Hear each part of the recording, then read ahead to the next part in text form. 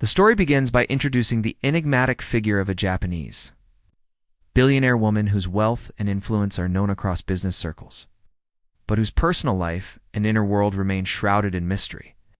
She moves through elite gatherings in Tokyo, New York, and London, always elegant, always powerful. Yet she seems distant and misunderstood by those around her. People whisper about her, some calling her cold, others claiming she is untouchable, even arrogant. She rarely speaks in public, and when she does, her words are precise, restrained, often filtered through translators or assistants. The world knows her as a titan of finance, but no one claims to truly understand who she is beyond the polished image. Behind the headlines, there are traces of her past that the public never sees. She grew up in post-war Japan, in a household that prized discipline, silence, and achievement above affection.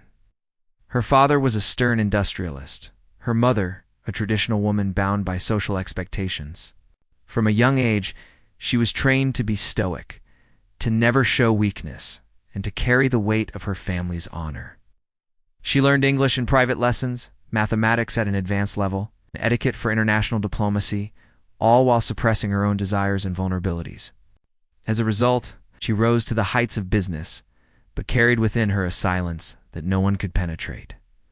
The world of the billionaire. Woman changes one evening in New York City. She is seated in the corner of an upscale restaurant, dressed immaculately, alone as usual. Staff members treat her with stiff formality, sensing her wealth, but not her humanity. Then enters a young black waitress, a woman who grew up far from privilege, raised in a struggling neighborhood, working multiple jobs to support her siblings and her dreams of one day opening a cafe of her own. Like the others, the waitress does not tiptoe around the billionaire. She sees the woman not as a mystery to solve or a figure to fear, but as a person seated at a table. The waitress approaches her with genuine warmth, offering recommendations not from a script, but from lived experience, smiling with authenticity that feels rare in the billionaire's world. At first, the billionaire reacts with her usual mask of politeness, short nods, minimal words. Something about the waitress's voice, the unfiltered humanity in it, unsettles her. It has been years, perhaps decades, since anyone spoke to her without calculation. The billionaire studies the waitress quietly, noticing details, the small scar on her hand from years of hard work, the tired eyes that still manage to glow with resilience, the way she treats every customer with the same dignity, regardless of wealth. As the meal continues, the billionaire woman begins to ask questions softly, almost hesitantly. She asks about the waitress's life, her family, her dreams. The waitress, surprised but unafraid, answers honestly. She speaks about her struggles, about nights spent hungry, about her grandmother who taught her strength, about the dignity of labor, and about carrying hope even in the face of systemic hardship. These are truths that the billionaire has never heard spoken so openly in her insulated circles. The waitress's words cut through the layers of etiquette and silence that have always defined her existence.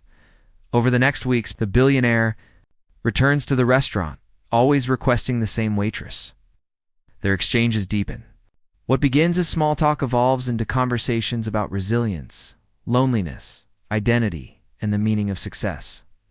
The billionaire confesses in fragments that her life of immense wealth has been isolating, that she often feels unseen, reduced to a symbol of power rather than acknowledged as a woman with fears and longings. The waitress listens without judgment, offering insights drawn from her own hardships.